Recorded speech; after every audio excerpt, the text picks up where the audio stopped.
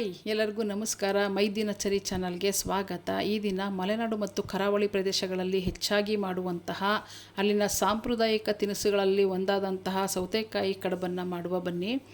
ಬಾಳೆದೆಲೆಯನ್ನು ಉಪಯೋಗಿಸಿ ಮಾಡೋದ್ರಿಂದ ಈ ಕಡುಬು ತುಂಬ ರುಚಿಯಾಗಿರುತ್ತೆ ಮತ್ತು ಆರೋಗ್ಯಕ್ಕೂ ಕೂಡ ಒಳ್ಳೆಯದು. ಮಾಡುವುದು ತುಂಬ ಸುಲಭ. ಕೇವಲ 20-25 ನಿಮಿಷ ಸಾಕು. 2 ಸೌತೆಕಾಯಿನ ತೊಗೊಂಡಿದ್ದೀನಿ. ತುದಿಯನ್ನು ಕಟ್ ಮಾಡಿ ಕಹಿ ರಸ ತೆಗೆದು ಸಿಪ್ಪೆ ಸಮೇತ ತುರಿದು ಹಾಕ್ಕೊಂಡಿದ್ದೀನಿ. 1 ಇಂಚು ಶುಂಠಿಯನ್ನು ತುರಿದು ಹಾಕ್ಕೊಂಡು 1-2 ಏಲಕ್ಕಿ ಕುಟ್ಟು ಹಾಕ್ಕೊಂಡು 1.5 ಬಟ್ಲಷ್ಟು ಅಕ್ಕಿ ತರಿಯನ್ನು ಹಾಕ್ಕೊಂಡಿದ್ದೀನಿ. 1 ಬಟ್ಲಷ್ಟು ತೆಂಗಿನ ತುರಿ ಹಾಕ್ಕೊಂಡಿದ್ದೀನಿ. ರುಚಿಗೆ ತಕ್ಕಷ್ಟು ಉಪ್ಪು ಹಾಕಿ ಎಲ್ಲ ನೀಟಾಗಿ ಈ ರೀತಿ ಮಿಶ್ರಣ ಮಾಡ್ಕೊಳ್ಳೋಣ. ನೀರನ್ನು ಬಳಸಬಾರ್ದು. ನೀರನ್ನು ಬಳಸದೆ ಬರೀ ಸೌತೆಕಾಯಿ ರಸದಲ್ಲೇ ಈ ಕಡುಬಿನ ಹಿಟ್ಟನ್ನು ಈ ರೀತಿ ಉಂಡೆ ಕಟ್ಟೋ ರೀತಿ ಅದಕ್ಕೆ ರೆಡಿ ಮಾಡ್ಕೊಳ್ಬೇಕು. ಬಾಳೆದೆಲೆಯನ್ನು ತೊಳೆದು ಒರೆಸಿ ಈ ರೀತಿ ಬೆಂಕಿಯಲ್ಲಿ ಬಾಡಿಸ್ಕೊಳ್ಬೇಕು. ಇಲ್ಲದೆ ಹೋದರೆ ಕಡುಬು ಕಟ್ಟೋಕ್ಕೆ ಬರೋಲ್ಲ, ಬಾಳೆದೆಲೆ ಹರಿದೋಗುತ್ತೆ.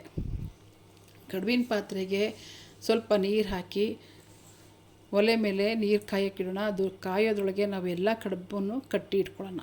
ಬಾಳೆದೆಲೆಗೆ ಕಡುಬಿನ ಮಿಶ್ರಣವನ್ನು ಹಾಕ್ಕೊಂಡು 4 ಬದಿಯ ಬಾಳೆದೆಲೆಯನ್ನು ಈ ರೀತಿ ಮಡಚ್ಕೊತಾ ಮಿಶ್ರಣ ಹೊರಗೆ ಬರದೇ ರೀತಿ ಎಲ್ಲ ಕಡುಬನ್ನು ಕಟ್ಟಿಟ್ಕೊಳ್ಬೇಕು. ಎಲ್ಲ ಕಡುಬನ್ನು ಕಟ್ಟಿಟ್ಕೊಂಡು ಕಡುಬಿನ ಪಾತ್ರೆಗೆ ತುಂಬಿ ಮುಚ್ಚಳ ಮುಚ್ಚಿ 10 ನಿಮಿಷ ಬೇಯಿಸ್ಕೊಂಡ್ರೆ ಕಡುಬು ರೆಡಿ.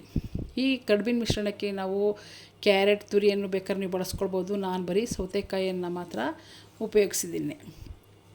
ಇದು ಹಣ್ಣು ಸೌತೆಕಾಯಿ ಇರಲಿ, ತುಂಬ ರುಚಿಯಾಗಿರುತ್ತೆ. ಆದರೆ ಬೆಂಗಳೂರಲ್ಲಿ ನನಗೆ ಹಣ್ಣು ಸೌತೆಕಾಯಿ ಸಿಕ್ಕಿಲ್ಲ. ಊರ ಕಡೆ ಹಣ್ಣು ಸೌತೆಕಾಯಿ ಸಿಗುತ್ತೆ, ಬಹಳ ರುಚಿಯಾಗಿರುತ್ತೆ. ಇಲ್ಲಿ ನಾನು ನಾರ್ಮಲ್ ಸೌತೆಕಾಯಲ್ಲೇ, ಸಾಮಾನ್ಯ ಸೌತೆಕಾಯಲ್ಲೇ ಮಾಡಿದ್ದೀನಿ. ಆ ಕಡುಬು 10 ನಿಮಿಷ ಬೇಯೋದೊಳಗೆ ನಾವು ಚಟ್ನಿ ಮಾಡ್ಕೊಂಡ್ಬಿಡ್ಬೋದು. ಅದಕ್ಕೆ ನೋಡಿ ಕಾಯಿ ಚಟ್ನಿ ಮಾಡ್ತಾಯಿದ್ದೀನಿ. ಒಣಮೆಣಸು ಉಪಯೋಗಿಸ್ತಾ ಇದ್ದೀನಿ ನಾನು. ಕಾಯಿ ಚಟ್ನಿಗೆ ಕೊಬ್ಬರಿ, ಒಣಮೆಣಸು, ಚೂರು ಹುಣಸೆಹಣ್ಣು, ಚೂರು ಶುಂಠಿ, ರುಚಿಗೆ ತಕ್ಕಷ್ಟು ಉಪ್ಪು, ಕರ್ಬೇವಿನ ಸೊಪ್ಪು, ಕೊತ್ತಂಬರಿ ಸೊಪ್ಪು ಹಾಕಿ ರುಬ್ಕೊಂಡು ಒಂದು ಒಗ್ಗರಣೆ ಕೊಟ್ಟರೆ ಚಟ್ನಿ ರೆಡಿ. ಚಟ್ನಿ ಆಗೋದ್ರೊಳಗೆ ನಮ್ಮ ಕಡುಬೂ ರೆಡಿ ಆಗಿದೆ ನೋಡಿ, ಬೆಂದಿದೆ, ತೆಗೆದಿದ್ದೀನಿ. ಬಿಸಿ ಬಿಸಿಯಾದ ಕಡುಬನ್ನು ತುಪ್ಪದೊಟ್ಟಿಗೆ ಮತ್ತು ಚಟ್ನಿಯೊಟ್ಟಿಗೆ ಸರ್ವ್ ಮಾಡಿ. ಈ ರೆಸಿಪಿಯನ್ನು ನೀವು ಒಮ್ಮೆ ಟ್ರೈ ಮಾಡಿ, ತುಂಬ ರುಚಿಯಾಗಿರುತ್ತೆ. ಇಷ್ಟ ಆದರೆ ಲೈಕ್ ಮಾಡಿ, ಶೇರ್ ಮಾಡಿ, ಕಾಮೆಂಟ್ ಮಾಡಿ. ಎಲ್ಲದಕ್ಕೂ ಮುಂಚೆ ನನ್ನ ಚಾನಲ್ನ ಸಬ್ಸ್ಕ್ರೈಬ್ ಮಾಡ್ಕೊಳ್ಳಿ. ನೋಡಿ, ನಾನಿವತ್ತು ಕಾಳುಗೊಜ್ಜು ಕೂಡ ಮಾಡಿ ಚಟ್ನಿಯೊಟ್ಟಿಗೆ ಸರ್ವ್ ಮಾಡ್ತಾಯಿದ್ದೀನಿ.